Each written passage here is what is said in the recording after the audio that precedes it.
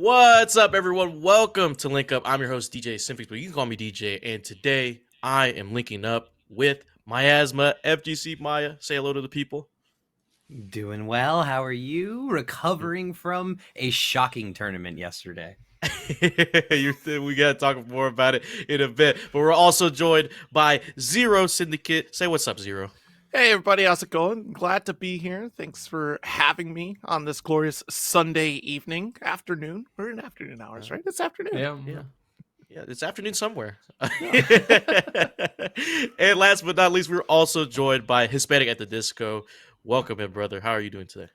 Doing good. Thanks for having me on. I'm excited to talk about a couple topics here that are coming up, and also recovering from a pretty exciting tournament yesterday. But we're happy to be here.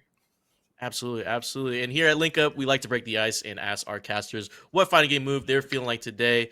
Any fighting game move, normal, unique, special, heck, even a super. So, Maya, what fighting game move are you feeling like today?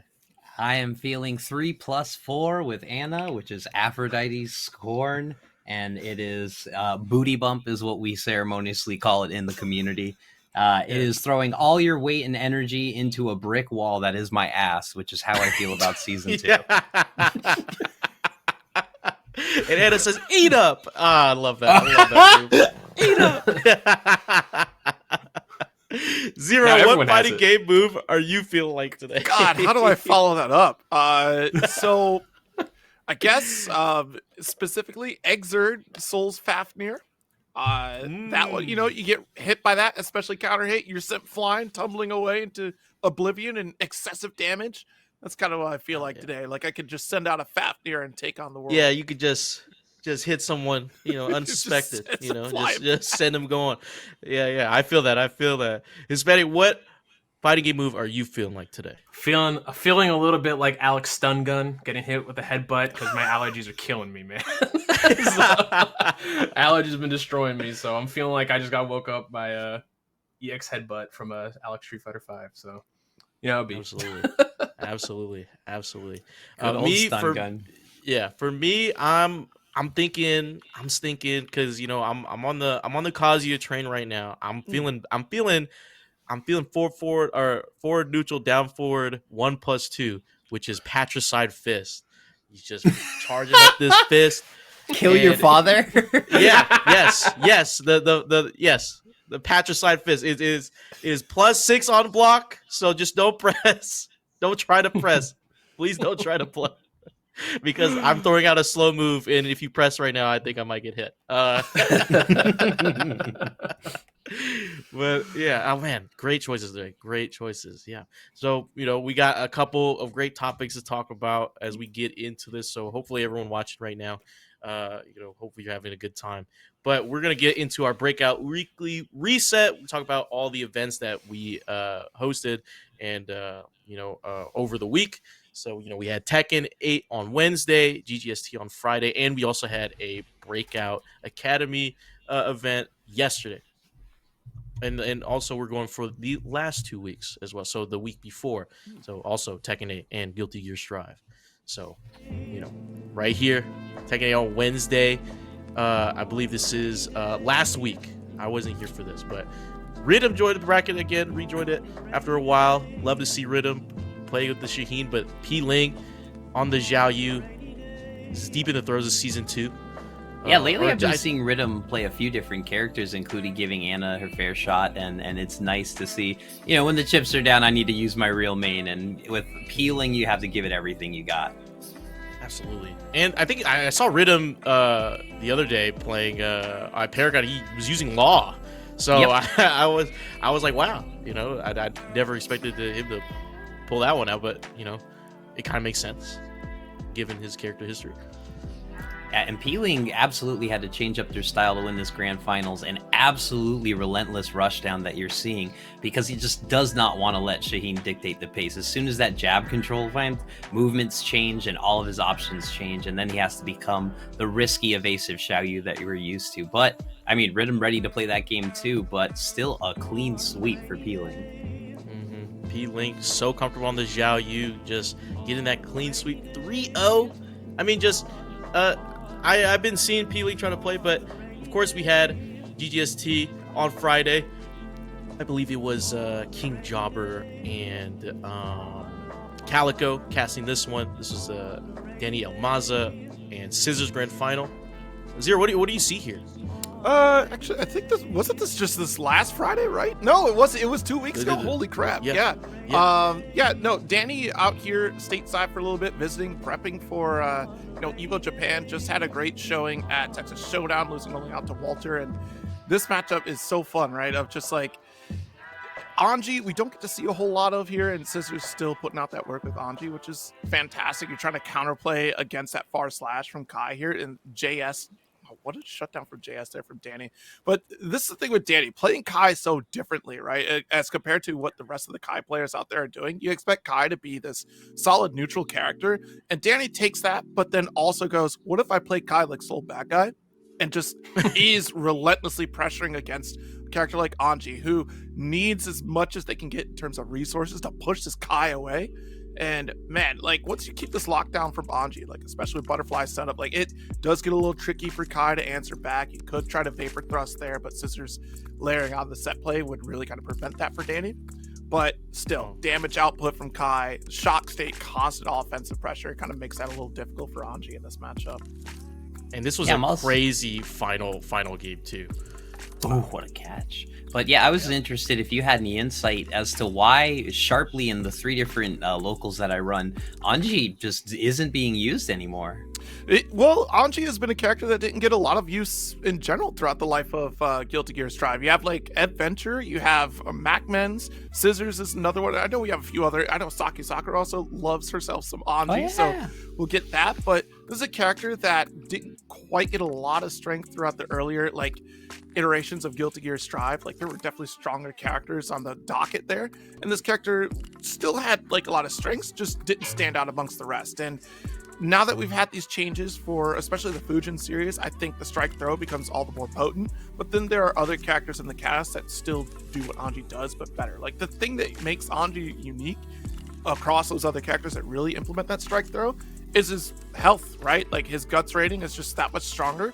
But in terms of like neutral presence, he kind of gets called out a little bit. You see there, like even for dance, like depending upon the pressure that you put and depending upon the character, like, all right, I do a quick like 5p, call it your dance, know to throw punish.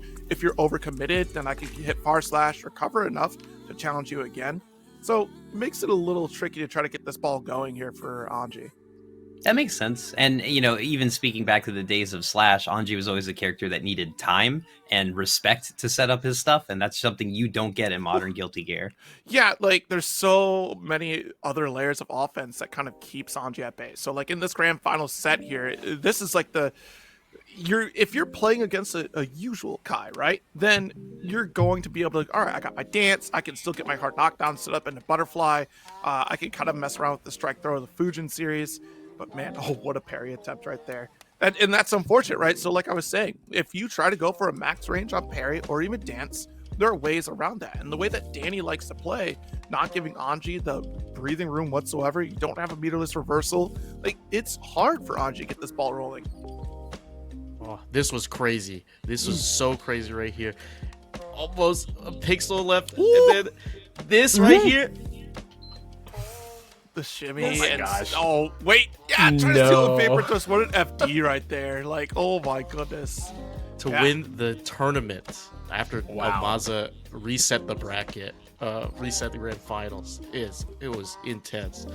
And also we got this previous week's Tekken King series. Ray absolutely was on a tear, was showing the offense, showing the scariness, and showing the new extensions with Season 2 Asuka. She's even more dangerous in Oki now. She has better finishers that don't even need Nani Wagusto's setups. She is just a menace that is only going to get expanded with more play.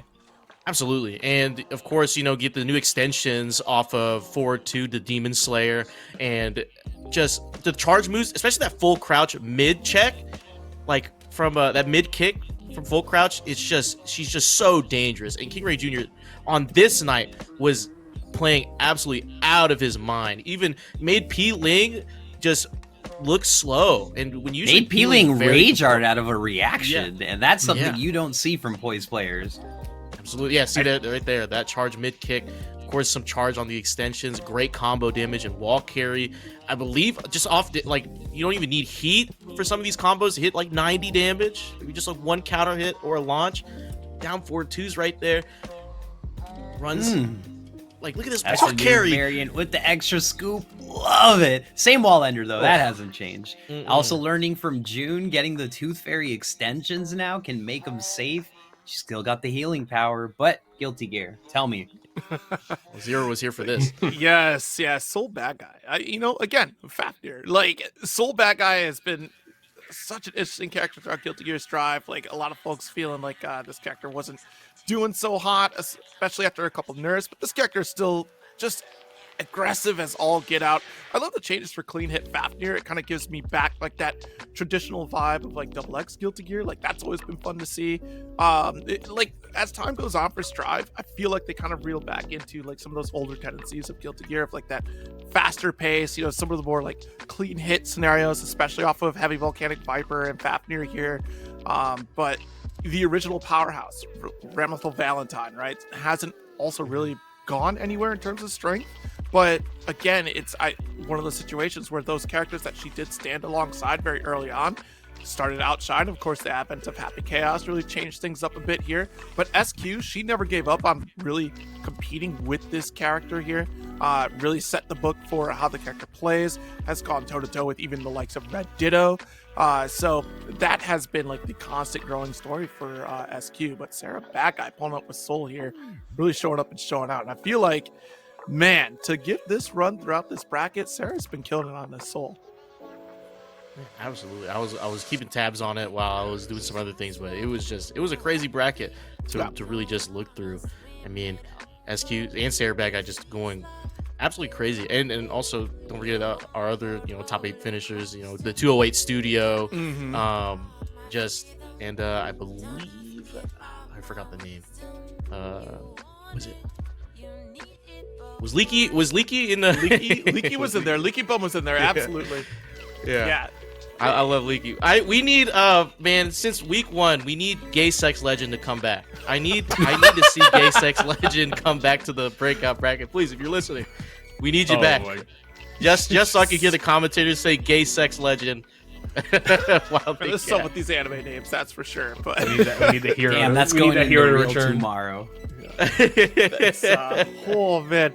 But yeah, like this run here, I mean, because it was Sarah Bad Guy in the grand finals knocking SQ into losers, and she brought it back for this reset here, and still quite the showcasing. Because honestly, Sarah, I saw earlier in the qualification run, and even going up against 208 Studio, like really going all out in terms of setting up Vortex quite a bit more than what I would traditionally see. Yeah, don't build up on risk right there. Don't you let Soul Bad Guy start bullying. That is the key factor. But SQ, she's been here before. Calm, cool, and collected. Still stuck in the throw.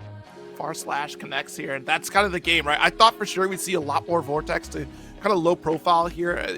Some sort of throw caution to the wind style from Sarah that they had shown throughout this bracket here, but still, like, it may be a heavyweight bout between these two, but Sarah made sound decisions throughout the set, and especially with SQ, she's putting out that JH, which effectively works the same way as Soul's JH, except has a much larger hurt box, right? So there's removal of the linear movement from Soul to try to close the gap against her, and you're creating that wall of hurt, that safety net to make sure that she has that standout position there. So smart play on both players throughout that set. So after those 2 weeks, we get an update to the TEKKEN Champion Circle, which is rewarding our winners if they can keep on winning. It's inspired by P-Ling. So P-Ling didn't get the win last week, but got the win the week before. So he's currently standing at 4 wins out of the 6. So has 5 more chances remaining to get the next 2 to claim that $300 prize pool. If not, as we move into next month, the prize pool will jump up to $375. And of course, the Champion Circle is running all the way until October if we don't have a winner by then. And I believe the prize pool will grow to $800 at October. So be sure to be on the lookout. We still have Shadow 20Z at the bottom right there. Trees the Rapper has won Joe Crush didn't join the bracket, I don't think, last week or the week before. But still has 3. King Ray Jr. has 3 as well. So this is kind of, I feel like this is typical for our breakout for Tekken 8. We just see our winners keep winning. Yeah, that's always what we encourage. I'd love to see some of our perennial top 8ers kind of doing better. And there's so many people that we see just on the cusp. Your RB Chris's, hey, even our own King Servbot getting there almost every time. We'd love to see Game and Anya get their first W. There's just so many people that easily could take it. But I mean, that's what separates the great from the best. Absolutely. And it's just, it's crazy to see how like they were winning before in season 1, and then like these characters besides Ling Xiaoyu got some buffs. Joe Crush and King Ray Jr., their Oscar and their Jack 8 season 2 gets a pretty massive upgrade. And buffed and broken. Upped and broken. Yes, very much so. And we're seeing them win more, but still, like, P-Link still sticking up there even after season 2, even though his character didn't receive as big of a jump, or just a few moves and a few tweaked properties. But I am curious to see, as we move on deeper into season 2, will we see the Lars? We were talking about Lars earlier today. Do we see Night Purifier come back for a breakout bracket? Maybe because he was pretty close to winning a few times joining the bracket. A really good Lars player, or maybe we see some some of our King players like Toxic Gas or Papilla really shine through with these new changes to King, with homing throws and heat, empower Jaguar sprint that you could get counter hit on, and 2 hits for 75 damage. I think you're kind of alluding to what is both happening right now and what has yet to come, which is the fact that when everyone gets buffed, we just say, okay, the top stay the top, and some people maybe have gotten new tool sets, but we have yet to see what the smaller percentage usage characters are really to hit their full potential yet. Someone might look to someone like a Shadow going, they're the best Zafina, I'm going to look at their Zafina play. But if Shadow's playing 5 other characters, including Anna, they may have not explored exactly how to play Zafina. I myself have switched over to Anna, but I'm still playing June like season 1 June, and haven't really fully utilized all of her tool set and stuff. And even when I get 100% essence, I'm still not optimizing the extra stuff that you can do with her. So I think we still need time. Again, we're only, I think, 2 weeks into this patch. All blues, which we'll get to in a second aside, we still haven't even learned what really made a difference. There have been rumblings of like Claudio being among the top because all he got was pluses and coverages to his already small list of tools that he was missing, So I think we have yet to really see the potential because we look to what already works. For sure. And, might as well just like open it up, to season 2. We got so many different reactions as the patch dropped on April 1st, and it wasn't an April Fool's joke. And we're still waiting on it. It's a lot of reactions to give me. But I want to throw this to, but first off, we got to look at this. This tweet was, highlighting this Boycott Tekken 8 website. So basically this website is called BoycottTekken8.com. And basically, you connect, for all our Tekken players, you connect your Weiwu Wank to this to sign this, technically sign this petition. And of course, Weiwu Rank tracks all of your ranked matches that you play. And so, if you enter your name in and you play a ranked match, you actually get taken off the list. So right now, the time of this tweet, 542 players have signed this petition. But as of today, we have 6,306, I believe, on the website. Wow. And you even look at the numbers too. How many people are playing actively in Korea? How many people are playing actively in America? And those numbers have gone down. And I think we haven't even put it, but this could be its own extra topic, which is the fact that I'm looking at my Discord right now live, and I see 40 people playing Tekken 7 I see 32 people playing Tekken Tag 2, and I see 28 people playing Tekken 8. That's the biggest indicator of this effect. Yeah, and I wanted to throw it to our other two casters here, because you guys are not, you guys know about Tekken, but you're not in the really in the Tekken space. So I wanted to gauge how you guys reacted to this, because I know you're especially you, Zero, like we know we hear rumblings about Arxis patches, right? And how it could make or break some of their games. So, but I wanted to ask Hispanic first. Like what do you think of all this? Like, do you think we're us Tekken players? Are we overreacting? Are we, is this something that we'll get over, or is this something you're like, oh shit? Like Tekken players never done this before. I think it's funny because like I do tend to try and like absorb as much as I can in the background. Like I'll watch people, like FDX or SageM or anything in the background, like that'll talk about these topics, right? Even if it might be a little bit more loosely. FDX has had already a couple pretty in-depth discussions about season 2 and whatnot, and I think he actually kind of coined the right term.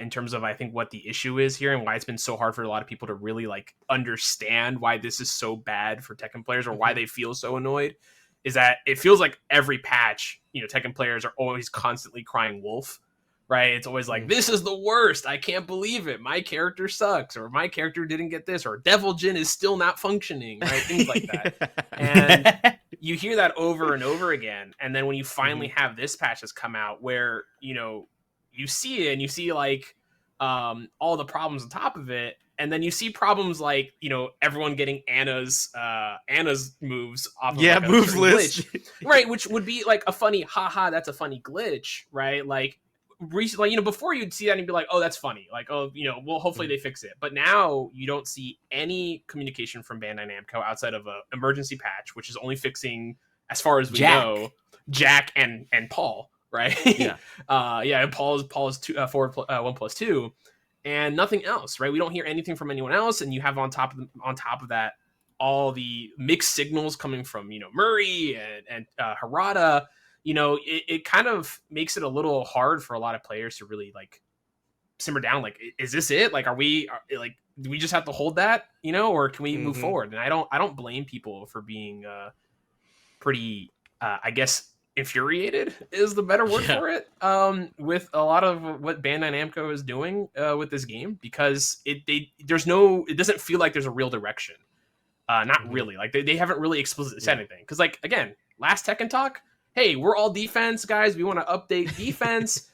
And then they drop this patch and it's like, hey, we gave everyone great sidesteps, but now everyone has a gun.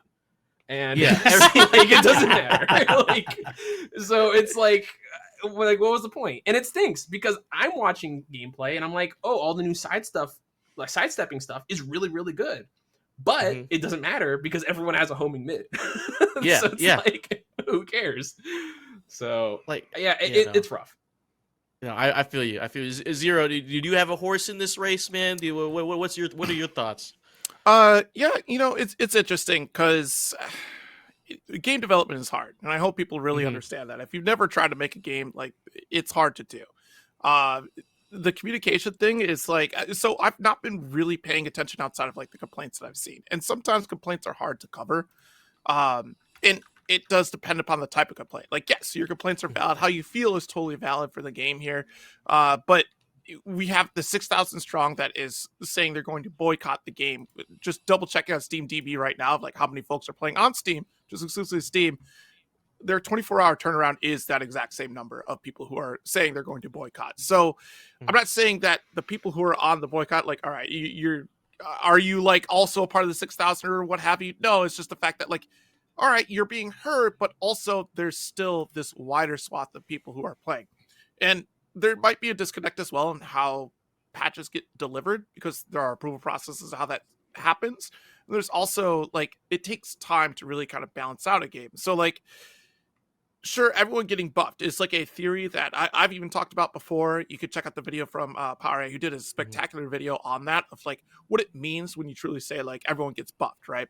And it's about bringing like the lower usage characters, or like characters who don't stand out as strong as like another character, up to that level. And other characters might get buffed for various reasons, like who are already top tier. Like that could happen because of other things down the pipeline. Like maybe there's another character that warrants that reason, or maybe there is like a system that players haven't discovered yet that warrants the necessity of a buff for a certain character. Like looking at the whole picture of it all. Communication is always going to be hard. As somebody who works in this space, is just like, I can't satisfy everybody. And yes, there is the 6,000 people that are really upset up against the now, how many people are in total playing Tekken, right? If we want to talk about all-time peak on Steam DB alone, because I don't have the stats for PlayStation, I don't have the stats for Xbox, only Bandai Namco will. And if they ever want to reveal it, that's on them.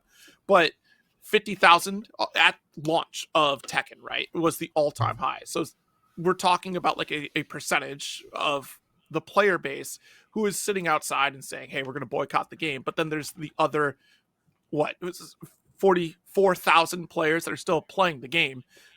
So we have to worry about them and the types of features that they're playing here. It sucks. Like to sit there and have to try to communicate, like, yeah, there are changes happening, but then also maybe I can't talk about all the things that we're working on, right?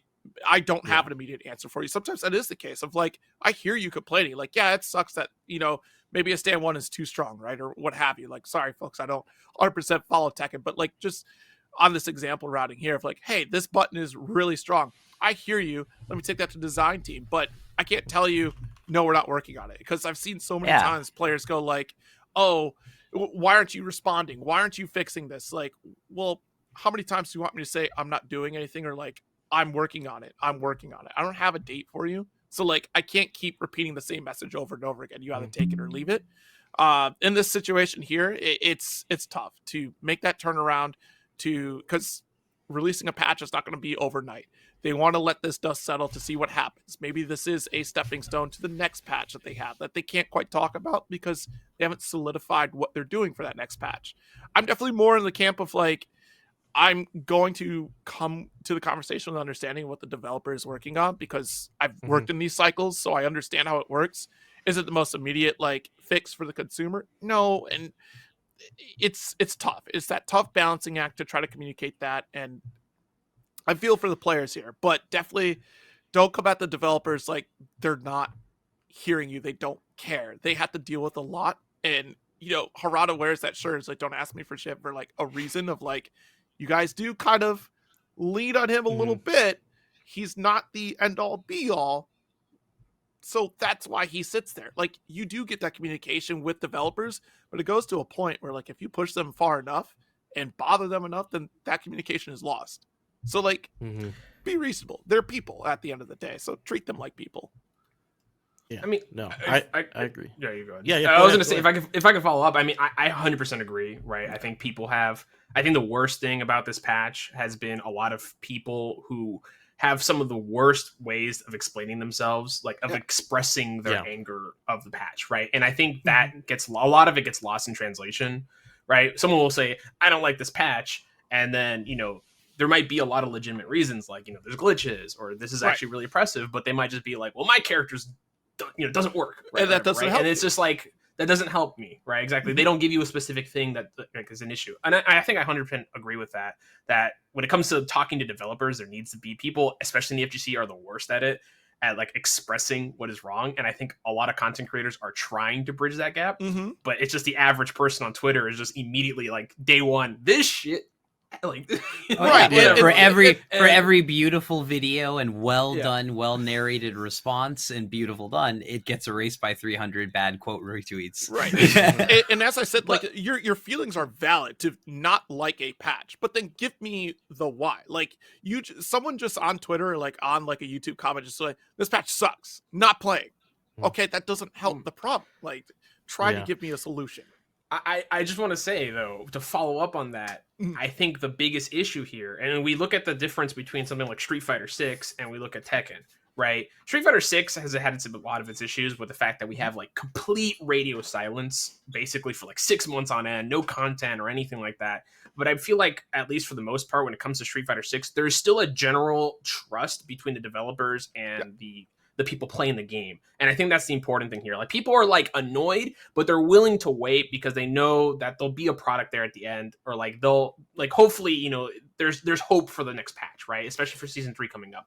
When it comes to Tekken, I think especially now, and I think this past Tekken talk, I think was really the biggest thing that just like the thing that broke the camel's back, which again was just so much emphasis on the entirety of the Tekken talk. A lot of them talking about like, we're doing defense, we're like, we listened to you guys, and everyone felt really excited, I think, for this, right? I mean, people saw some stuff from that Tekken talk, they're like, that looks scary, right? But hopefully it's not too bad, right? Like, we can live with heat. If there's more heat stuff, great. But it's to come and do that and then release a patch that basically completely shuts down everything that you said, and then be completely silent after that, I think is the worst aspect here. And I think in that sense, I can't blame people for being angry and jumping on Twitter and jumping down people like Harada and Michael's throats, right? And it's stunk. It's sick. It's like it's the worst thing. I feel bad for Harada. He has to deal with some of the worst people on earth all the time, like tweeting at him all for a lot of it. But like, we're at a point right now where it stinks that a lot of these guys are kind of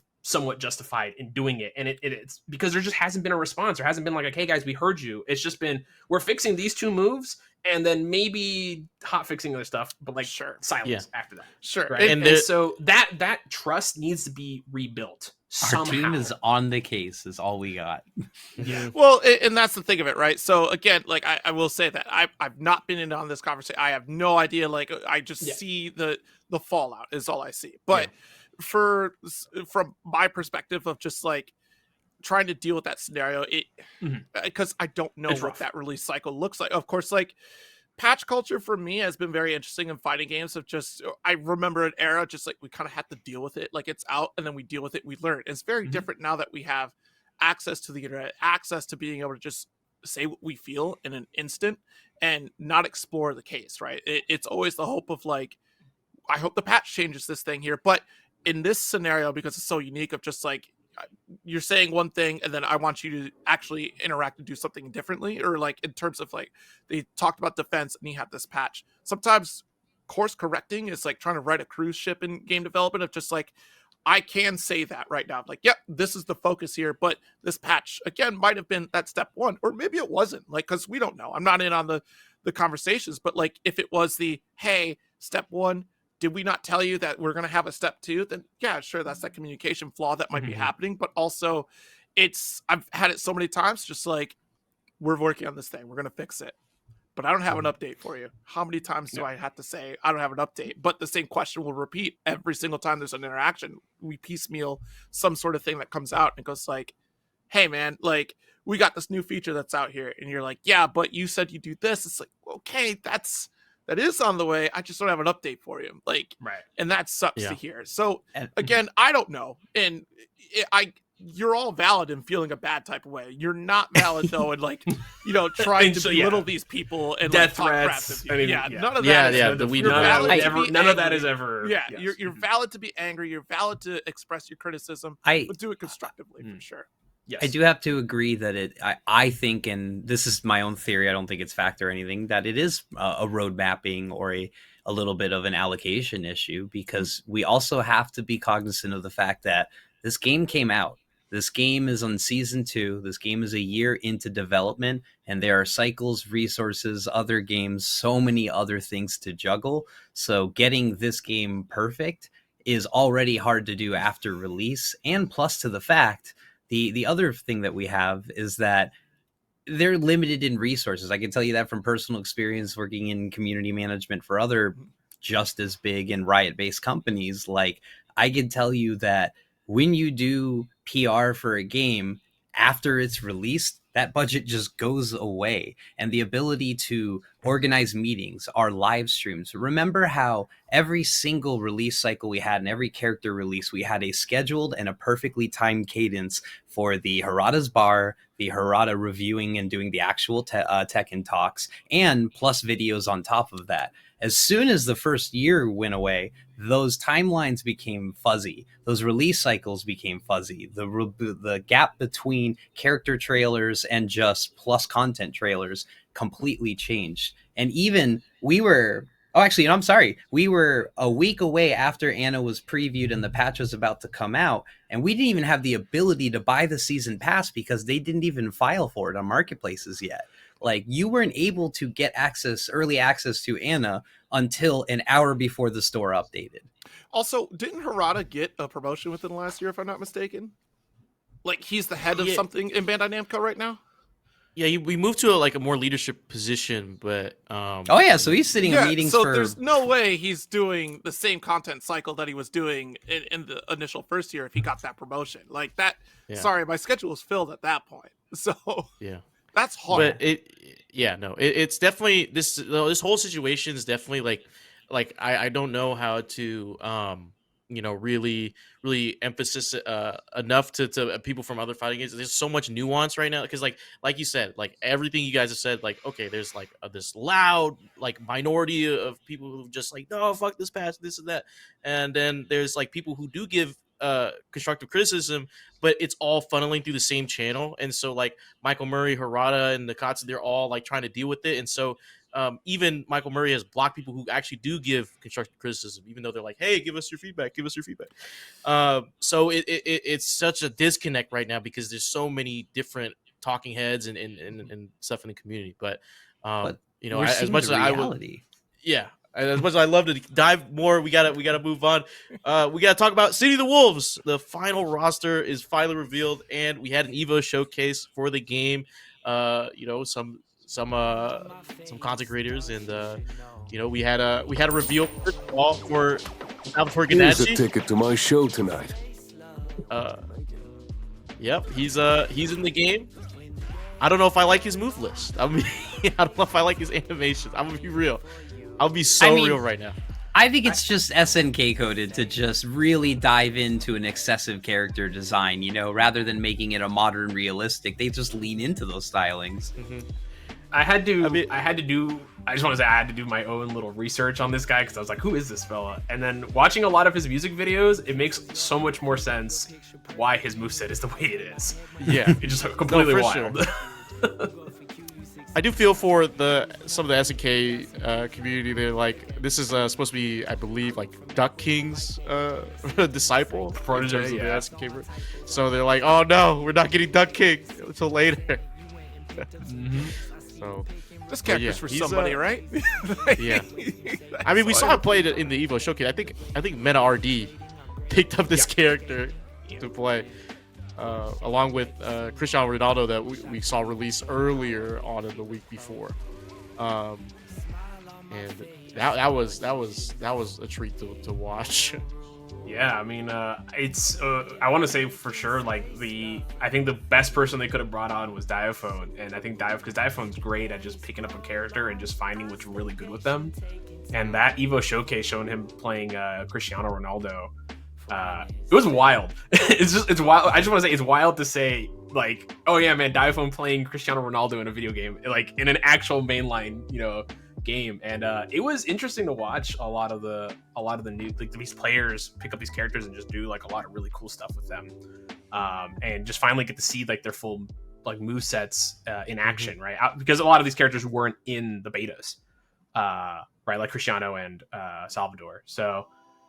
It's cool. It's definitely a nice little change, and I'm glad that they did it. And I'm hoping that this game does well. I really am, because I do think this has a chance to bring in a lot of new fighting game players to other games outside of just City of the Wolves, especially with someone like iShowSpeed potentially, you know, doing a Twitch stream on it. Right? That's a huge there's even a commercial with KSI and iShowSpeed for City of the Wolves. So, you know, they've got a lot of backing to this game. And yeah, like looking at this, you know, little showcase, little lineup, Cuddle Core, Riddles, Meta RD, ET, Diaphone, Smug, Violent Kane. You know, it was really cool watching some of these matches. And I mean, it was even cool watching, even though I dislike the guy's animations. Salvatore does have some cool stuff, even just seeing some of the frame traps. But I mean, it's just a lot, man. Like I'm excited for this game still. A lot of people were turned off by like the second edition. Like, you know, they saw Cristiano Ronaldo, was like, oh shit, that was real. Like Ronaldo's actually coming to the video game. And then Salvatore, and they're like, I'm canceling my pre-order. And I'm like, I well, first I don't pre-order games anymore, but I was like, damn, that's how you feel. But Yeah. yeah, I don't know. Yeah, I don't think it's worth. I don't think it's the point where you need to to cancel your pre-order because they put 2 characters in. I can understand the thing of like just make a new character who has his moveset instead of adding real people, but I don't know. We'll see how it goes. I mean, this is the first time we've ever seen this actually happen. I think in like a mainline fighting game. So Nope, not the first. well, in a mainline. Well, who? I mean, come Mortal on, Kombat- Negan came in Mortal Kombat- Tekken 7. There was Negan in Tekken 7. Mortal Kombat had Dimitri Vegas for a Sub-Zero skin. Whoa. Snoop Dogg was in a Tekken stage for Tag 2. yeah. Most Tekken. NetherRealm games. I mean, well, those are characters, right? I mean, obviously they're based off the actors, right? But like, I'm talking about like the actual real. I mean, it's like literally Cristiano Ronaldo. It's not like Cristiano Ronaldo playing another character. Dimitri right? Vegas But was yes, Sub-Zero. yeah, I mean that is true. So I mean, It's interesting. I can understand Ronaldo because Ronaldo is pretty world renowned. I have no horse in this race for any character. I hope y'all like the characters they put in. Their animations are interesting. They're not for me, that's for sure. I said this. Gosh, I said this on Blue Sky. I think of just like I feel like they're void of life. And this is my own personal opinion. I just like the way agree with that. watching Something the super in their of models. yeah, like watching the expression, super for the DJ guy is just like, why is his super looking at you? He punches 3 times and he smacks you in the face 3 times, and then I don't know. But he already does that as a regular move. He does that punch right. and look at you. Yeah. So I'm like, you know, why did reused, this? Yeah. Why is this? Okay, sure, whatever. But like, my joke kind of going, it's just like, well, this guy must be a household name. Like everyone knows it, right? It must be on the same level of like Deadmau5 or like David Guetta, like I don't know, but I've never heard this dude. It.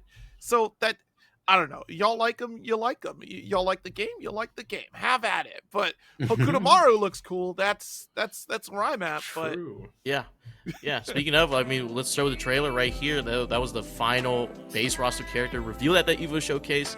Hokutomaru, the disciple of Mai Shiranui and Andy Bogard.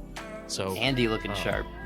Yeah, looking very, very sharp. Really cool. I was talking to my other friend. He's like, I bet you that final base roster is going to be a ninja character. I was like, how do you know that? And he's like, I just know. And he's got a little bit of ninjutsu to it. I mean, like his little moveset. He's got the elbow. He's got the vagabond edge right there. exactly. And he's got the scarf and everything. How could Hokutomaru not be a ninja? Look at this. That's the real Hayabusa dive. I'm telling you, this is a ninja. Put this man in MVC4 already. I mean, even Hokutomaru and just these 2 additions, it just feels like a breath of fresh air in trying to get younger and not, people who've been playing SNK games for 20 years into the game, But look at the difference, though. Look at how colorful Hokutomaru is compared to the last 2 characters we got. Oh, I agree. This kid's got more sauce than them. How he animates just looks so much more interesting to me. Outside, like, granted, look, all right, I might have some bias. I love ninjas. That's awesome. But look at this moveset from this ninja. You have a whole soccer anime that, granted, has a whole season of still frames, and then they spent all the budget on the last episode. Hey, you leave Blue Lock alone. No, dude, no. Hey, that last season, look, that was a travesty. travesty. That last season, I have no idea. I didn't know it was a build-up for the final episode. I'm sorry, but anyway. That wasn't Promised Neverland Season 2 status. It was just a few still frames, okay? But Hokutomaru has so much life where I see, like, I get looked at the screen, crouched 2A, whatever, from DJ Guy, and Ronaldo is trying to kick a ball. Like, I don't know. Like, art is subjective, ultimately, right? Animation is subjective, but, like, both these characters don't look, like, it doesn't matter. I don't know. It's not for me for sure. And it's just, it services somebody somewhere. I'm sure it's not us right here. This bubble right here, we're just not for us. I just want to say this. Like, listen, like I agree with you in terms of like animations, especially for the DJ for Salvatore. But for Cristiano Ronaldo, I agree. It's like it stings because I think his gameplay looks really, really cool. Like how he plays the ball and like he kicks it and like being able to like juggle with it and like setups he can do. It looks cool. but like you said, I think the animations don't really like, you don't feel the power behind it, right? Like you don't really feel it there, and it stinks because I'm genuinely of the camp that I think if this game does well enough, like Cristiano Ronaldo doing like that level 3, then he does his classic C, like I think that could be like the next like almost Cell Scream, right? For like an Evo moment, right? But it just pointed it out. That's what it is. It's that he's got that like generic monotone smile the whole time. Like when I'm fighting you, I get a little angry, I get a little grunty, I smile, I frown. Cristiano Ronaldo just has this monotone, gleeful smile, even as he's getting combo. His arms don't move. His arms literally do not move ever. Like, why is his arms not moving? And man, let alone aside the problems of implementing like actual people into a video game in like a prolific way like this. Like, we don't have to go in the weeds of it, but both these people probably aren't that stellar.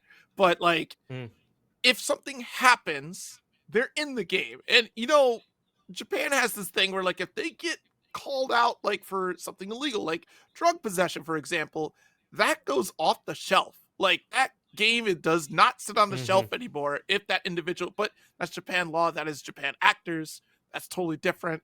But you have two characters here that if anything happens, well, now you have these two characters in this game as real people. Like that is that's already, you know, outside of whatever controversies you want to talk about Cristiano as well, you know? Like if you want to put them as like cool, put both of them as stage characters like they did with Snoop Dogg and Tekken Tag 2, like whatever. Like I don't care if they're in there as guest appearances to sell the game, whatever, but that's two character slots. So I'm just like, you know, you could have done something and you just didn't spend the time.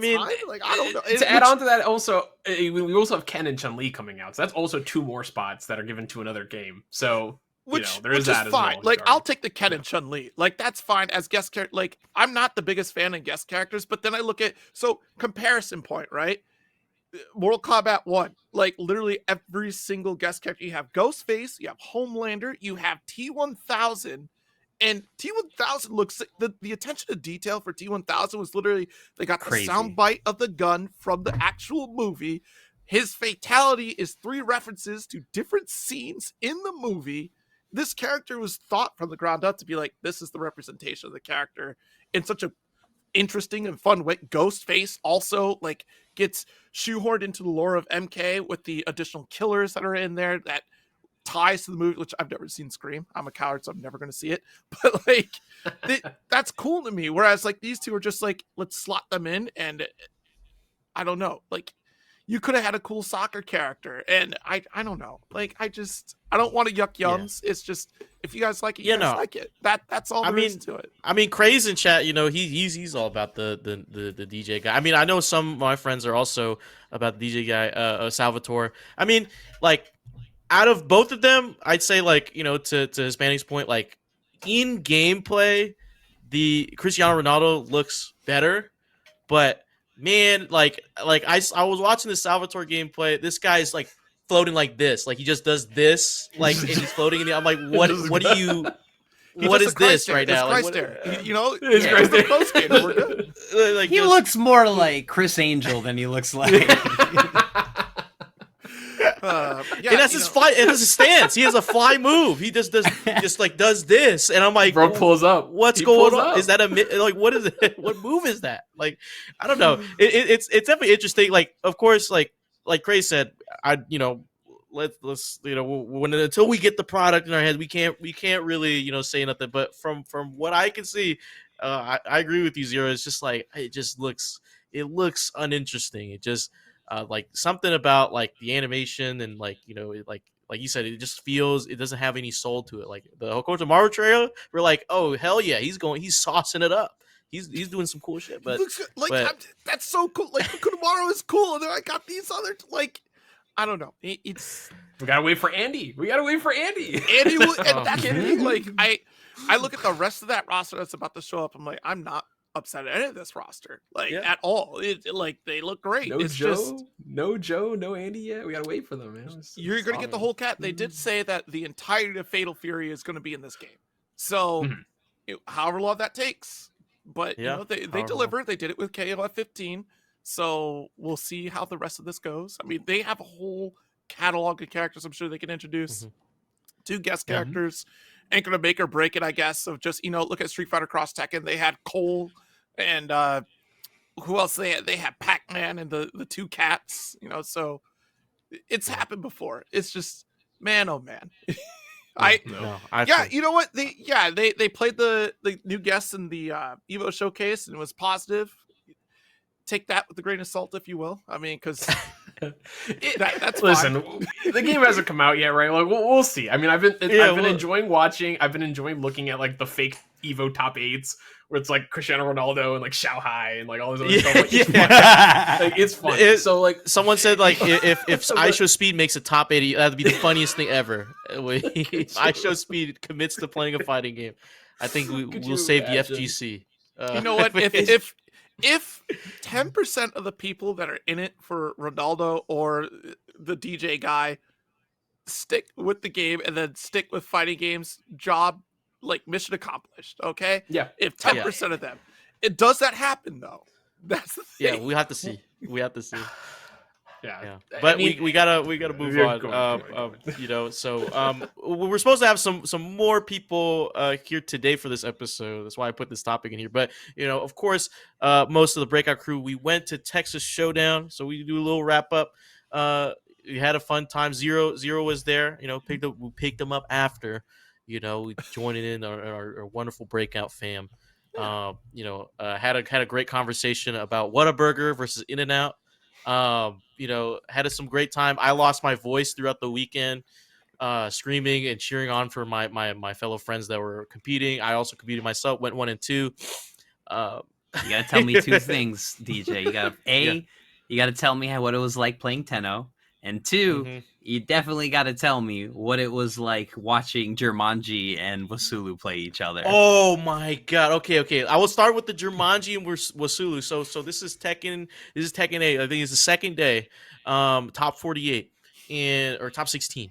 And we're chilling. Me and Lucy are in the crowd. We're watching this. Well, actually, first off, before the Jumanji in Wasulu, so we in top 16, it was Jumanji and Shinblade. Me and Lucy were sitting front row. We see this happen. So they get up to the stream match. Shinblade goes in to fist bump. Jumanji, nothing. And then Shinblade's like, okay, and then Shinblade wins a game. He goes like this. He does the fist bump again, but he catches it like this. Like he does like that, right? And then Jumanji comes back and then wins the whole set, right? And then they get up, you know what I'm saying? Nothing's exchanged right then and there, but as they come back to sit down in the front row, Jumanji's standing there and he's like, man, I didn't even. It was something along the lines of, I don't even really. I'm not really warmed all the way up, and you still lost. And then Shinblade sitting there like, money match me then. Like you don't want a fist bump. This guy got me hot. The Siren's Call of Beef. Yeah, and then the next day we get the top 8, and we get Jumanji versus Wasulu. I'm in the second row, just behind the seats I was sitting at the day before. Me and Lucy's significant other sitting right there because Lucy was casting top 8. So shout out to Lucy with Iambic. Shout out to Iambic as well. We were just chilling. It was like, wow, man, what a great set. And then Wasulu said something, and then they both popped off. We saw it on the stream. We saw the clip, and we're like, me and Cindy were like, what's going on? Trojan was sitting in front of us, and then Trojan leans back. He's like, oh, they got beef bad. Like Tekken from second set, they got beef bad. I was like, oh god. But it was man, it was electric. That whole top 8 and that whole run, it was incredible. Well, also, Northstar saying Shinblade got no sleep the night before and was literally going to take the loss and lose out to drive home the next day. Then Germani talked his trash, and it made Shinblade want to try the rest of the event. Yeah, Shinblade was like, "It's like I man, whoever I'm facing next to losers, I'm sorry to them, like or whatever." It was crazy. It was crazy. But I mean, nothing fuels a player more than spite. I remember the first time someone called me trash mid-match. Oh, it fueled me that I needed. Yeah. And then for Tenno, shout out to Tenno, man. I got a picture with him. He was double fisting drinks from the bar and playing. He was playing. We sitting and playing some sets. I actually did pretty well against him. He was giving me props on how I was playing against him and his Huarong, and we were just having some good conversation. So, and then I posted pictures like I just want to make it public that I beat his Dragunov and his Huarong at least once. I won a game in a set. He beat me the rest of the time, but It was I'll take it was a moral victory. It was a moral victory. Exactly. He can't see nothing to me anymore. And I got one. Full circle to the story. Tenno ended up winning that depressing tournament I went to yesterday, where they had 85 the previous time, and then they went down to 30 entrants because of season 2 badges. Yeah, locals are like someone. A guy I know in the Arizona scene, they usually have like 15 to 20 people enter like on that in the week. Last night they had 9. Wow. Which was, I was like, oh my god, like is Tekken really dying right now? We got to hold on for dear life. But Zero, we've been after the fact of Texas Showdown. How was your Texas Showdown experience, man? It was a spectacular experience. I always enjoy going to Texas Showdown. It's sort of my yearly stops. I always try to make the run out there. Last couple of years had to miss because of Level Up Expo, but Texas Showdown has always been great. I love the theming that they do have because it's really cool to see that Hall of Fame of just the folks that did qualify for top 8 over the years. Get to look back at the history of the event for each year, like everyone that qualified in all the games, the people who are still there and still competing. So it's always fun to check it out. I like going to Texas. I like the food out there. So like I always try to at least make a trip out to Texas. The weather is always great. But yeah, going back to the old venue it was interesting because like I didn't get a chance to see the new venue. So hopefully we go back. We'll see what that looks like or what the future holds for Texas Showdown. But yeah, it's nice to revisit that space and see, especially it being a pro competition qualifier for Mortal Kombat. I think that was certainly well deserved because it is a strong territory for NRS games. So I'm glad that they got that again this year.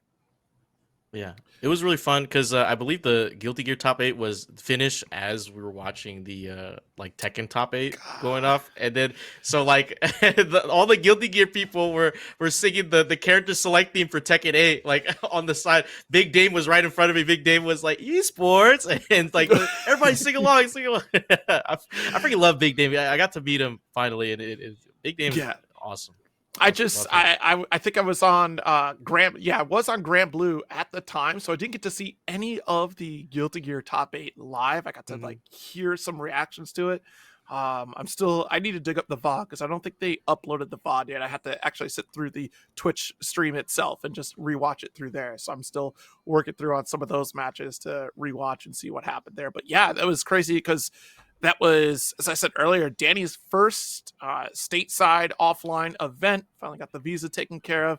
And Danny's going all in. Like Danny's like, I got this now. I'm going wherever I can. So Evo Japan is next for them.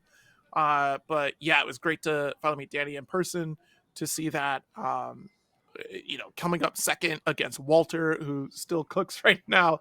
Walter just being on a tear. But yeah, it was great to revisit Texas Showdown for sure. And even for Grand Blue, I thought I'd be able to sneak in a Grand Blue bracket for a little bit and just see what the competition held. And then Arc World Tour qualifiers showed up. I didn't realize like Elsa, that's like her home territory. And then of course Blue Sky Guy also showed up there. Plenty of other names still showing up. Insidiate was out there, to run the brackets too. So that was really cool. Yeah, absolutely. And I was also with sorry, you no, I just want to say I gotta ask though before go for it. The Whataburger In-N-Out thing. Let's go back to that. Let's go back to that. So I didn't get a chance to go. I didn't get a chance to go to Texas Showdown, but I lived in Texas for a while. I went to college there, and Whataburger, that's my jam. So I need to hear. I need to hear the answer here. Okay, right? There is a correct answer. Yeah. So I'll set the scene. So this is after. This is Saturday. And Saturday night bracket was, I believe, it was the King tournament. So it was a bracket. Just you only play King. All the King players entered it. Even two of my friends who King players, Tombstone and NK30. Shout out to them. They joined up, so that's why I was losing my voice. I was screaming for them. But that wrapped up. Cap and I believe Iambic were casting that night, so we're waiting for Cap to come out. Me and Lucy were watching, and then I see Zero come in. He just has a bag of Whataburger and a drink in his hand, and then we start having a conversation. It was me, Lucy, Cap, Cap's wife, Stasha, and Iambic, and Zero. They just started a conversation. And we joined in, and I believe Stasha or Cap were talking about In-N-Out, and Sasha was saying that Stasha said this: In-N-Out fries are interesting. And I think that crumbled Stasha's argument for In-N-Out. Because like Cap was trying to do damage control. He's like, well, yeah, because In-N-Out fries, they actually taste like real potatoes. Like, I'm eating real potato. I'm like, and we're sitting there like, look, dude, Whataburger is the shit right now, especially their chicken. Their chicken sandwiches. Okay, I still dream, I crave their Buffalo Ranch chicken sandwich. Okay, and they took it off the freaking menu. I have blissful dreams about chowing down on that sandwich. Oh, Zero. What was your order? What did you have in that bag? So I had the classic double is what they have. So like I'm a big proponent of like if I go to regional fare, I have to get what is the star of the show, right? You don't get the special stuff. You don't get any additives. It is what is the star of the show? What makes your space the space? So I got the double. I'm always a cheese, lettuce, and tomato guy when it comes to my burgers. I don't do condiments. So like that I just go dry with the extra toppings, and then that's how I go. And it's great. Like I love Whataburger. Like it's always been a better burger to me. The fries have been great too. I can't say the same for In-N-Out. After living in California, trying to devour In-N-Out, just like I will 100% give though. Out of all of these establishments here, In-N-Out has the freshest burger. There is no question about that. They have probably the healthiest burger out of all of them. But And that's they make not the top criteria. real caramelized onions. Yeah, get double animal style. I get mine with chopped chilies. Listen, when I go to a fast food restaurant, I know I'm going there to not be healthy. All right, I know what I'm going for. Right? So, but like you're all underselling the value proposition. In-N-Out is a way better value, and know that. I will say with the caveat of those fries have a way shorter shelf life than any other fry. Yeah, as soon as they give it to you. I don't know what they're doing. How do you find the potato with the most starch? I feel like that's what they do at In-N-Out. They have selected, Five Guys goes like, we got potatoes from this location over here, potatoes around the globe. In-N-Out's like, what's the starchiest fry we can get? Put that in there. And their argument was you got to get it animal style. I'm like, at this point, it's loaded fries. Okay, exactly. That's a different conversation. You can't say, I have to do a certain thing to make your food good. That's not how this works. The criteria has to be as intended. Whatever is on the menu, that is it. You can't buff it, right? Like, we got to go raw stats.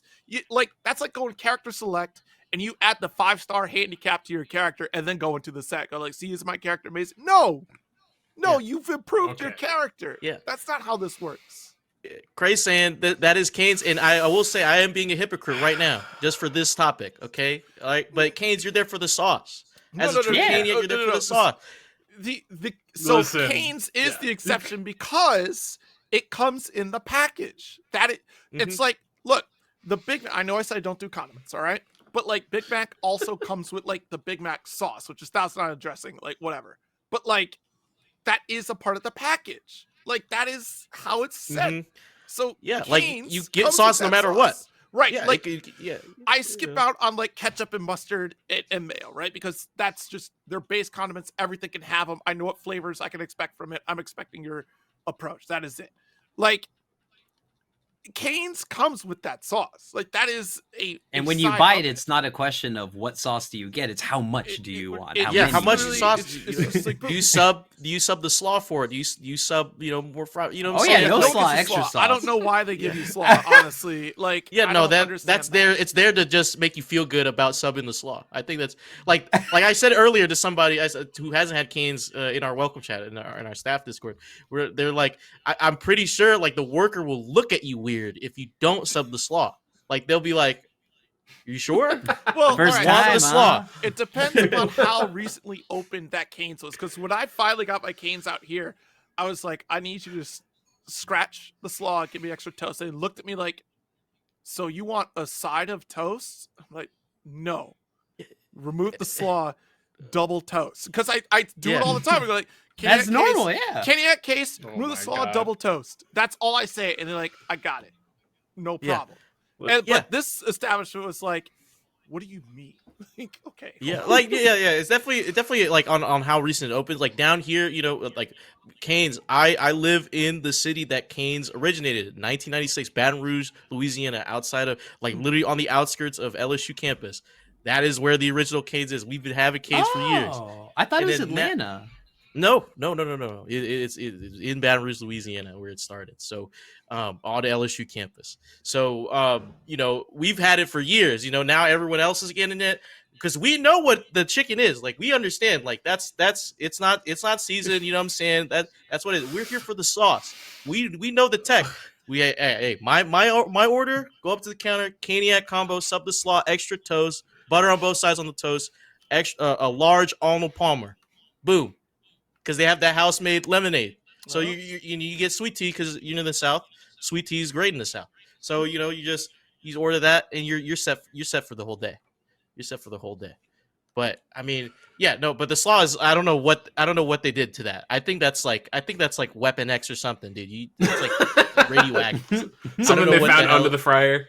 Yeah, like I don't know what They give you a little cup of it. give like you, like, it's this- a good side. Like, what do you mean? Yeah. Like, you want slaw? Look, It's you the- give me this quarter-sized cup of slaw, or you give me a whole slice of toast. Which one am I going to choose? Which one's gonna fill me up more? Listen, I just want to say I when this conversation first started, I was like, I told you I had a whole essay out. I was like, I don't want to get kicked out of Breakout, right? Listen, I was like, management is pro Canes. I can't do this, all right? You know? No. Only I me. pick and choose Only on me. that. Craze, Stars, everyone else. They're on the other side. Like I'm the only one repping the Caniac. Some of the other casters are on my side too. Zero being a new Caniac Listen, recruit. There's You no know one what I'm else making saying? tenders like Canes, though. Like, give me another That's spot not that's making tenders. true. Who? That's not true. All right, first off, I'll give it to you. I see the Pro Daves out there. All right, yeah, you got the gas station chicken tenders are pretty good. Yeah, so those I'll take. Listen, Dave's. Dave supporters. Came Listen, out man, the woodwork. I just like when it comes to Kane, like I live outside of UVA, and there's a literal place called Chicken Row where there's a bunch of chicken restaurants. And I'm telling you right now that the one place that no one goes to in the chicken restaurant row is Raising Cane's because everyone knows here that it's garbage. All right, so We're not saying this is this won't beat out your mom and pop. This won't beat out your regional. You know what I'm saying? Like I rep it because it's been here. You know, it's been at my side. It's been with me when it's at my lowest. You know what I'm saying? It's just like Waffle House down here in the South. You know what I'm saying? Like, you know, the prices have gone up. You know, maybe it's not my go-to spot no more. Okay, Caniac combo is costing $17. I can't do that. So I'm saying that us from Louisiana down the South, we understand. You know, we're not delusional about how good it is. You know, we know the chicken's under seasoned. Okay, you know, we could throw some Tony Chachere's on there. If no season. All right, let's be honest here. No season. All right? Little salt and pepper. Little salt and pepper. I got the Little salt and pepper on it. But they're juicy. they're juicy. You know what I'm saying? You know, but it depends on the location. Right. But like once it moved out to the West Coast, right? I think some people just got on, like, I don't know where they got off on this idea that it's like the best chicken place on earth. Like that. I don't believe in that. Well, I subscribe to it because it's a solid institution. You know what I mean? I'm a Caniac ride or die. The West Coast is the worst thing that could ever happen to fast food opinions ever in the United States because they have In-N-Out over there. They got some of the worst food in existence, and they act like because they've been eating a polished... Asher would have a field day with you. Asher would. No, dude. Asher does not got no taste. All right, I'm gonna say it right now. All right, I'm gonna say it right now. All right. Snarl Gang's coming after you. The CEO of the Snarl Gang's coming after you. Oh Oh. I know Astrox is gonna beat my ass next time when I finally get to commentate with them in one of these in a CFGC event. But if they don't fall asleep, but call out. Yeah, there you go. But no, I gotta say, listen, in and out all this stuff like West Coast, whenever they eat something, because they don't got access to the good stuff. They don't got the water burgers, right? They don't got access to the so the good stuff out there. And they so when they grow up their whole life. Yeah, they don't got cookout. Exactly. Waffle House. Oh my god, a Waffle House. You grew up their whole life with mediocrity, and they're like, "This is the best thing ever." All right, and then when they finally come over somewhere new, their taste palates have been so destroyed by that they can't experience what it's like. Are you saying the West Coast is the UK of America? They got their beans and they're the beans and toast of the US. Okay, now when it comes to fast food. When it comes to fast food. All right, save me, Symphox. We this. Bye. So I wanted to pass it over to you. What if we were to come out to the Northeast? You know where you're at. What should we get out there? You know what? Because you know you know a little bit about what we were talking about, but what we don't know what's up there. What do you got? What do you got up there? Oh, we suck. The problem with New England is distribution chains. We get everything from the South, so we are privy to whatever remnants can make their way up here. We don't even got basic commodities that most of you have. They've never heard of a Checkers. We've never heard of a Rallies. We didn't get Chick-fil-A till 10 years ago. We didn't even get the basics. Yeah, like New England is the barren wasteland. You know, if it's a mom and pop shop, of course I got you. But if it's a chain, you're done. That's it. Wow. They've had pizza. So, they've had nothing else for the last 50 years. You got like Red Lobster and Long John Silver's. Hey, Red Lobster's making a comeback. The new CEO is making some big changes. You know what I'm saying? So be on the lookout for Red Lobster. Speaking of gutted, let's move on to Street Fighter 6. No. What a crazy segue. But yes, we gotta talk about Elena, Street Fighter 6. You know, little teaser, little reveal. You know, little trailer. You know, we don't see any gameplay yet, but let's take a look. John Street Fighter. I love that. Yeah. Shout out Street Fighter. I just know that no matter what happens, you know Elena's theme is going to be the best one in 6. Absolutely. Here's hoping. People said she looks ugly. I'm like, are you tripping? You could buy that campfire at Home Depot. Oh, that's John Street Fighter right there. Yeah, John Street Fighter himself. John Street Fighter has the best sneakers, by the way. I want them. Rocket the Tripolowski. I love it. Yeah. Absolutely. The tracksuit. I mean, already bad games. Put on pants. Where is this in Metro City? They put pants on Elena. I'm sure her second outfit is gonna be her OG. Yeah, they're gonna sell that to you. Yeah. No. Well, yeah, it'll be her extra. Like that'll be the other outfit she comes out with. I'm sure. So we're gonna fight in front of the hippo again, like we did in Ultra Street Fighter 4. And one thing to note here, Elena activates Drive Rush on everyone. She moves and everyone activates Drive Rush. That is crazy. They rushed away. Super just like the herd of animals. Oh, John Street Fighter imagined it. Yeah, she like sacrifice healing and just is always in Drive Rush. She just worked on magic faster than everyone. So that means, if you think about it, Elena is the June of Street Fighter, so I'm maining Elena. And Elena's coming out June 5th. And so earlier than people expected. So right before CEO, we'll be able to see it. And also, guys are coming to the Switch too. Oh no! Also June 5th. Nintendo, famous for the best online netcode. I will say, you should play Guilty Gear Strive on Switch, by the way. Actually, that'll change your opinion immediately. Anyways, what's interesting is that Akuma came out like the week before Combo Breaker, so I thought for sure that's probably when we were going to get Elena. So the fact that we're getting Elena after Combo Breaker is a pretty big deal. It gives plenty of time for CEO, who has already been, as you said, announced as legal for CEO. Also, the trailer for this dropping earlier than when Akuma did, because Akuma's trailer dropped on the 29th. So y'all were chomping at the bit for some information on Elena when we weren't anywhere near when Akuma got announced yet. Akuma did come out earlier though, so Akuma did come out. He was May 22nd. Yeah, May 22nd. Yeah, that's what. And she's coming out June 5th. Yeah, exactly. Sorry. So the trailer came out earlier than what Akuma did, though. That is true, yes. But I don't know. It's just I will say overall, I don't blame. This is one that's rough because we still don't know when Season 3's patch is coming out. So we don't know if it's coming out in the next week, if it's coming out before Elena. The assumption is probably with Elena is when Season 3's coming out. The Season 3 patch, I should say. And the scary part here is for all the pro players. I mean, they're going to be playing. I mean, Evo Japan is in a couple of weeks, right? I mean, it's May 7th, right? And then after that, we have Combo Breaker at the end of the month, and then CEO right at a week after Elena comes out. Poor Jabali.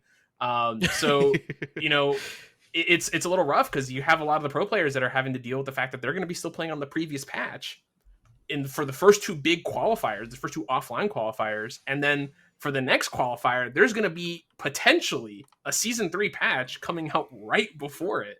So you have to deal with all the changes, and we don't know what's going to happen, right? Traditionally in Street Fighter V, right, and in earlier Street Fighters, Season 3 or like the third season was when they introduced new things, right? That was when V-Trigger 2 came out for Street Fighter V.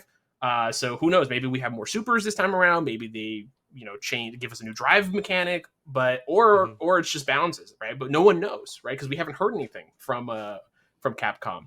So it's a little rough because everyone thought something was going to happen at Capcom Cup because last year they said nothing was going to happen. Like they're like, hey, no announcements, so don't be looking for anything. They didn't say that this year, and then they still didn't give us any announcements. So yeah, we've been in the dark. So we'll see. I'm excited for Elena though. I am very excited for her. Yeah, I was gonna say, Nick, do you all believe that for CEO in top 8, for Street Fighter 6, do we see someone top 8 with a Joy-Con since it's coming to Switch 2 before CEO? So fun fact, Saki, Grand Blue player, actually plays with a Wii U Pro controller.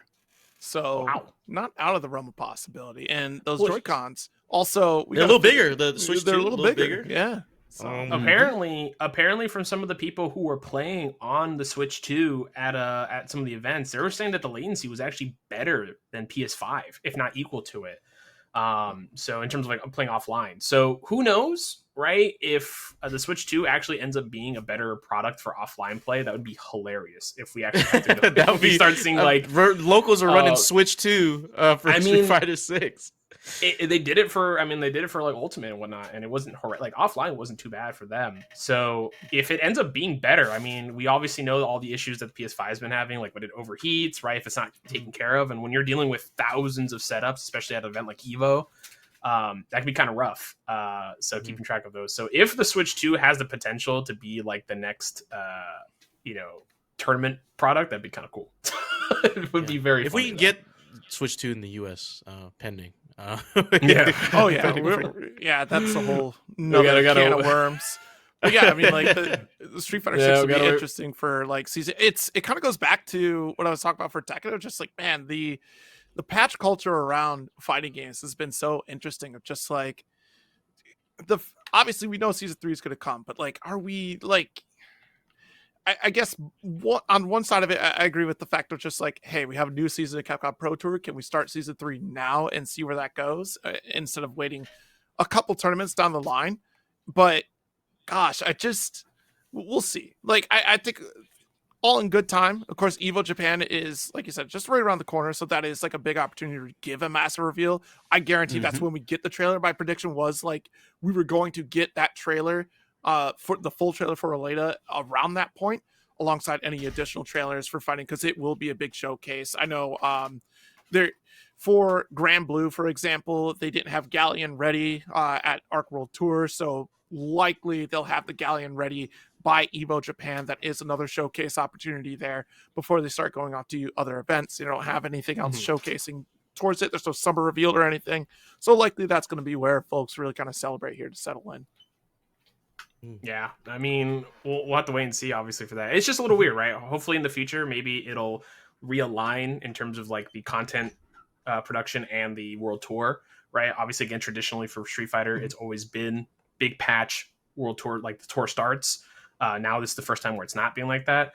Again, how much of a detriment that'll be, we'll find out. My hope is that, this is just a one-time thing this year. They had to do it, like because they're reformatting everything again, right? Since COVID, we've been slowly reformatting back to more online events mixed with offline, and hopefully it looks like this year we finally found a really good balance. So we'll see how that goes. Right. But obviously the detriment being, sorry guys, you had to deal with season 2 patch a little bit longer going into the beginning of this. We'll see. But going back, I guess just to talk a little bit about Elena, since this is for the Elena reveal trailer, I'm interested to see how she's going to be playing this time around. Obviously, her Street Fighter 4 iteration was a bit controversial. I loved it. How she played. Her hurt box was like she was basically just grabbed from Tekken X Street Fighter and just immediately placed in the 4 without really fixing a lot of her hurt boxes and things like that, which caused a lot of problems for some characters. Obviously, healing as a mechanic has always been the one big thing that everyone is always screaming about on whether or not she'll have it. I will say I'm actually kind of fully in the camp that I don't think healing will be anywhere near as bad in this game that it was in 4, right? With the ultra mechanic, every time you took damage, you were gaining your super meter. So there was an incentive to just constantly heal. And then if you healed, you got even more ultra meter. So it was just a vicious cycle. In this game, that's not the case, right? Street Fighter 6, going on offense, you get super meter for taking damage, but it's not anywhere near as much. And on top of that, burning your opponent's drive gauge is so much more important that I don't even think if she has like a healing mechanic, it'll make that much of a difference, right? Like Jamie having his drink super to get back drive gauge is nice, but like even if she has that on top of healing, I don't think it would be as powerful as people might make it out to be. So who knows, right? So anything could happen with Capcom, but it's definitely one of the. She's one of those characters that I'm the most interested to see in how they change her, because like I said, she was very controversial in 4, and I think that's what people are mostly scared of. But it is a new team now, so yeah, absolutely. Well, I mean, talk about some great things. Hopefully everyone's been doing great and enjoying the conversations. We're go into our closing statements. But speaking of Combo Breaker and CEO, how many of you guys are going to Combo Breaker? Maya, are you going to Combo Breaker? I know you're going. I know you're already set. Oh yeah. The Combo Breaker train is ready. The room is full, and we are ready to get into some good games. We're also, Combo Breaker is, of course, every game is well represented under Sun, including not many-known games, but I am personally excited because my partner is getting a large group of people getting to play Beyblades together. That's their passion. And to see that there was a large crowd last year, Combo Breaker into it, just kind of surprised us. So, interesting little bonus to the weekend. Absolutely. So Maya, where can the people find you? What events are you going into the coming months? Let the people know. I'm Maya or Mayasma FGC on Twitch and Twitter. I am slogging through Tekken 8 Season 2. I'm somewhat having fun because I got my wish. I got Anna.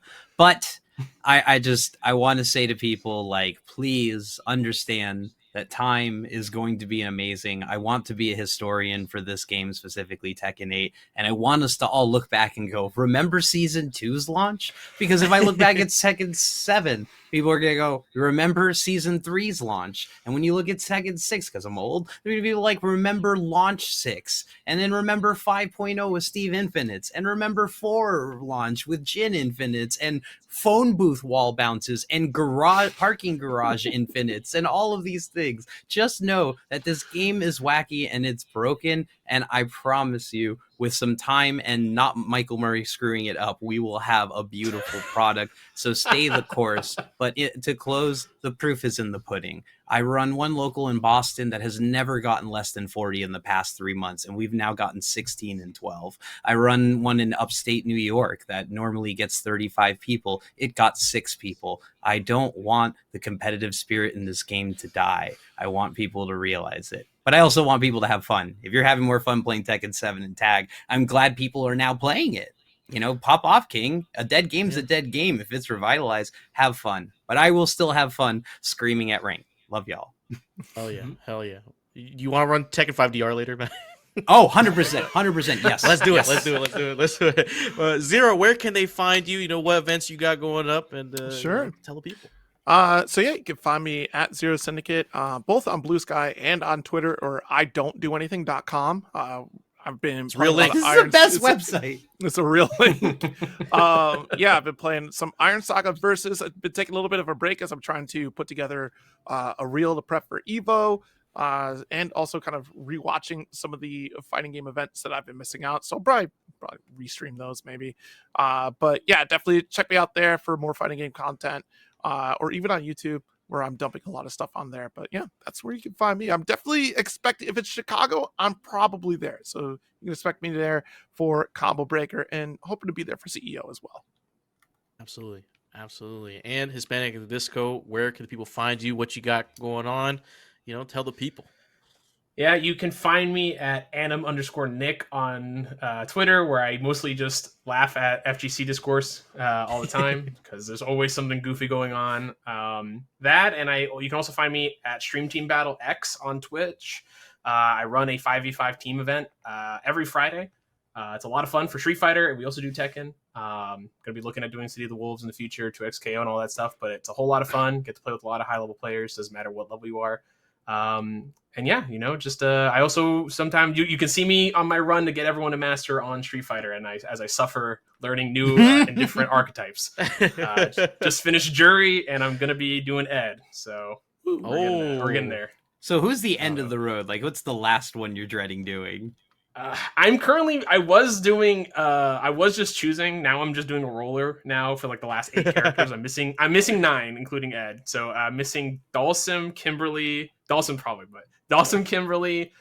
Guile, Bison, Aki.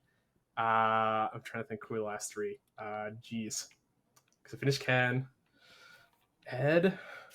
There's 2 more. there's 2 more. I'm missing like 9 more characters, but it's not. The one I'm dreading the most is probably Dhalsim. So we'll see. Dhalsim doesn't play the game like everyone else does, and I've, honestly, like I'm doing it mostly to help myself like understand other characters and really get better at like learning other archetypes. But I'm a grappler player at heart, so it's been really weird having to learn all these other like archetype stuff. So it's been it's cool though. It's a lot of fun. So, but I am dreading Dhalsim. Dhalsim would have to be the number 1. Yeah, there you go. There you go. No, I feel that. I dread playing against Dhalsim. Just watching Dhalsim.